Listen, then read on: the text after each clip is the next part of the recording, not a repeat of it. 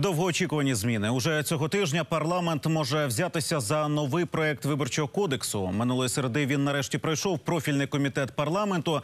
Чому з його розглядом зволікали понад 1,5 року, які новації запроваджує документ та як українці голосуватимуть, якщо його ухвалять, дізнавалась кореспондентка сьогодні Наталя Заморська.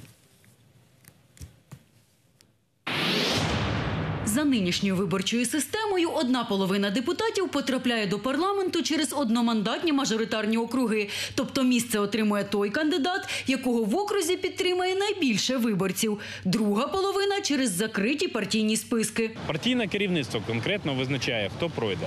В оновленому проєкті кодексу списки пропонують відкрити. В відкритих партійних списках і там визначають активно виборці. Тобто і там кожному кандидату, який представлений в цих списках, потрібно буде активно за себе боротися, активно за себе агітувати. Відтак українці голосуватимуть не лише за саму партію, а й за конкретного кандидата у ній. Система відкритих списків не передбачає проставляння галочки за політичну партію, а передбачає проставляння порядкового номеру політичної партії та порядковий номер кандидата.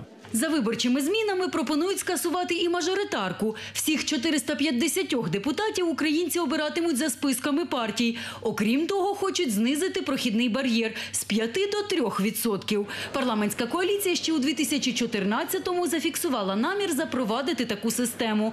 Але зміни швидко забуксували. Новий проект виборчого кодексу у першому читанні ухвалили ще в листопаді 2017-го.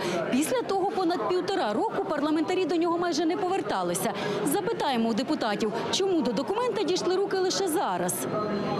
В Радикальній партії та Батьківщині кажуть, бо багатьом політсилам була вигідна мажоритарка. Довели до крайньої бідності, довели до того, що люди продають свій голос на виборах за 500 гривень, за 1000 гривень і так далі. А депутати, не всі, але дуже багато, на жаль, депутатів, які йдуть по мажоритарці, вони просто, по суті, підкуповують виборців. І це породжує політичну корупцію. Тому саме команда Ляшка відстоює ліквідацію мажоритарки і перехід до партійної системи з відкритими списками. Мабуть, половина людей від мажоритарки, якщо не більше, це ті люди, які купили собі округи за гроші. Вони сюди приходять гроші відбивати. Вони отримують з державного бюджету фінансування на свої округи, під свої проекти. Закриті списки теж на руку частині партійного керівництва, додають у БПП.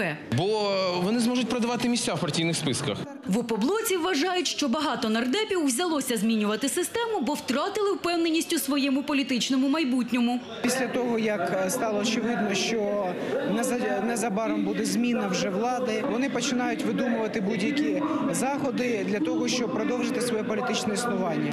Та є й об'єктивні причини зволікання зі змінами, кажуть у Народному фронті. Мовляв, поправок до виборчого кодексу дуже багато – майже 4,5 тисячі. Тому законопроект довго опрацьовували в профільному комітеті. Це не постанова на одному аркуші, тому тут потрібно було підходити, скажімо так, по-чесному, і будь-яке порушення регламенту в цьому контексті потягнуло би наслідки скасування даного закону. Та навіть якщо депутатам вдасться затвердити зміни в цілому, позачергові парламентські перегони відбудуться за старою системою. Адже змінювати законодавство, коли виборчий процес стартував, не можна.